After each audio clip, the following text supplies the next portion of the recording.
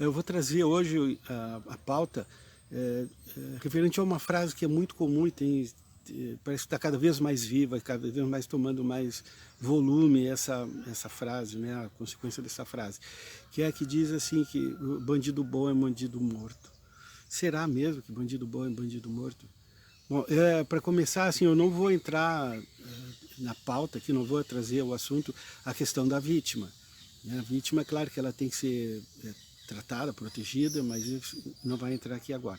Nem tampouco a questão do cidadão que tem o direito, o justo direito de repelir uma injusta agressão. E muito menos a questão do policial que no confronto abate, né, no bandido, né, o marginal. Esses pontos eu não vou abordar. Será que mesmo que bandido bom é bandido morto? Ele se justifica, esse pensamento, se for a partir de um ateu, né? Ou se for uma pessoa materialista ou imediatista. Mas se não for, né, nenhum desses casos... tem outro caso ainda que se justifica o uso dessa frase se a pessoa for dar para ela um cunho ideológico e usar a violência como recurso para combater a própria violência. Daí até se entende, né, o uso. Mas do contrário, não. Se a pessoa tem uma formação religiosa, ou se tem independente de religiosa ou não, mas independente da questão religiosa, mas se a pessoa também tem uma formação filosófica, ela vai entender que não, que o bandido bom não é o bandido morto. Por quê? Todas as religiões, elas nos dizem que quando morre o corpo físico, sobra alguma coisa. Né? Inclusive tem pesquisas, se não me falha a memória, no livro Perispíritos, ou Miro Zimmermann, relata uma pesquisa que foram colocados sensores de uma pessoa que estava prestes a morrer, para verificar o que acontecia exatamente no momento do fenômeno morte. E uma das coisas que foi observada ali é que o peso diminuiu, ou seja, a massa daquele corpo diminuiu. Então, assim, alguma coisa se desprendeu daquele corpo no momento da morte.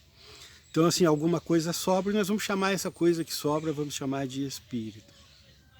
Então, morreu o corpo físico, sobra o espírito. E as pessoas pensam, né, ou se reportam, pelo menos, dizendo que morreu, acabou. Não, morreu, não acabou. Morreu, está começando. Morreu, a morte é exatamente ao começo. Muito se diz, se ouve, quando morre não leva nada. Não, essa história não é bem assim. Nós não levamos nada de material, né? Então o relógio, a pulseira, o carro, a casa, o telefone, tudo isso vai ficar aqui. Mas nós levamos todos os nossos sentimentos, todas as nossas emoções, todas as nossas experiências, a nossa índole vai conosco. Ela vai junto para o mundo espiritual. Vamos chamar né, o espírito é o que sobrevive. E lá no mundo espiritual, ele está solto. Ele está solto, está livre. Por quê? Porque quando está encarnado, a pessoa ela é identificada, é identificável. Né? Ela é identificada.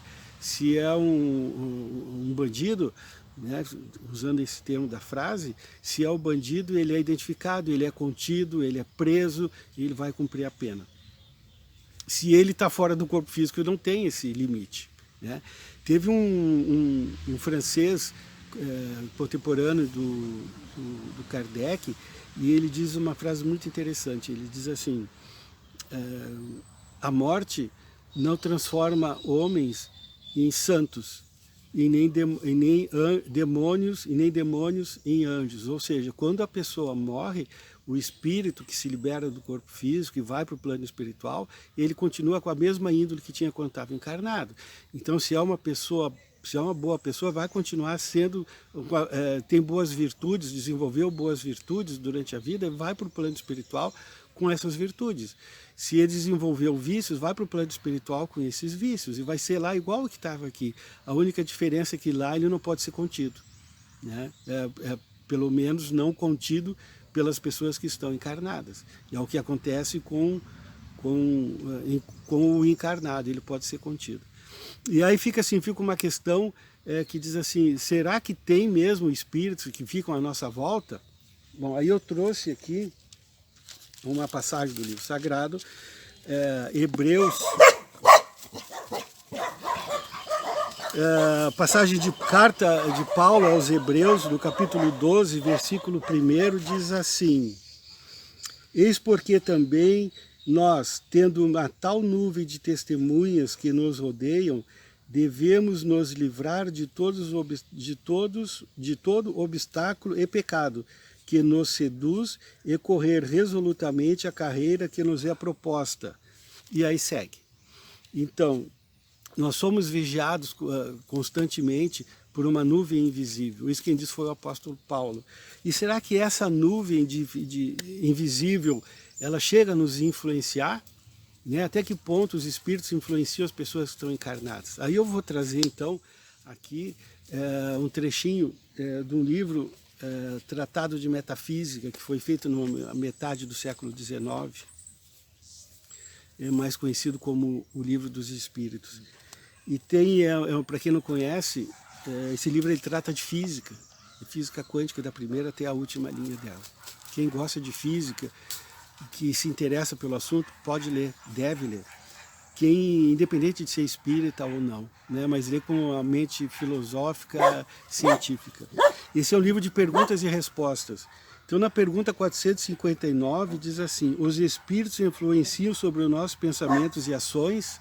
E vem a resposta: a influência deles é muito maior do que se pode imaginar, e muito frequentemente são eles que dirigem os encarnados. Então, nós estamos constantemente cercados pelos espíritos. Aquelas pessoas que têm a sensibilidade conseguem perceber, percebe, a maioria não.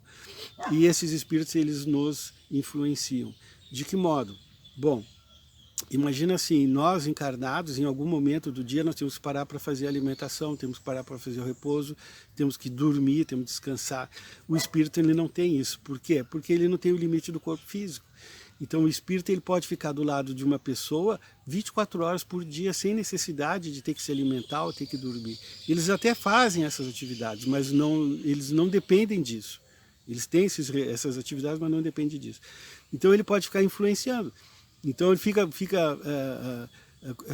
cochichando, né? Vamos dizer assim, fica cochichando, faz isso, faz isso, faz isso, faz isso, induzindo, e chega até um momento que a pessoa encarnada acaba cedendo, né? Então o bandido, né? Voltando ao bandido, quando ele está encarnado, ele é contido. Quando ele está desencarnado, ele não é contido. E ele vai para o mundo espiritual com a mesma índole. Então, se ele é um estuprador, é um assassino contumaz, é um traficante, ele vai para lá com essa mesma índole. E lá ele continua influenciando, ele passa a influenciar os encarnados. Então, até que ponto o bandido bom e o bandido morto? Aqui ele é contido, lá não. Então, esse pensamento, ele é um pensamento imediatista, mas se for analisado assim, com um pouquinho de atenção, ele é raso, ele não tem profundidade.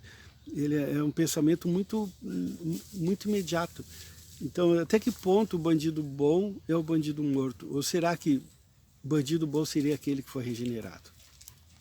Enquanto ele está encarnado, ele pode se regenerar. Depois de desencarnado, a coisa é mais complicada um pouquinho. Então vamos pensar nisso. E eu sei que na hora da raiva até a gente pensa, né? As pessoas pensam e falam bandido bom e bandido morto. Mas tudo aquilo que nós pensamos, tudo aquilo que nós falamos, tudo aquilo que nós pensamos, nós externalizamos no plano energético. Então nós criamos, mesmo que se fale num momento de raiva, a gente cria isso que a gente pensa. Ou cria isso que a gente faz. Tá certo? Para não ficar muito longo, eu encerro aqui, lembrando sempre, procure a fresta, procure a luz. E a divindade que existe em mim se sente honrada em poder dividir esse espaço-tempo com a divindade que existe em ti.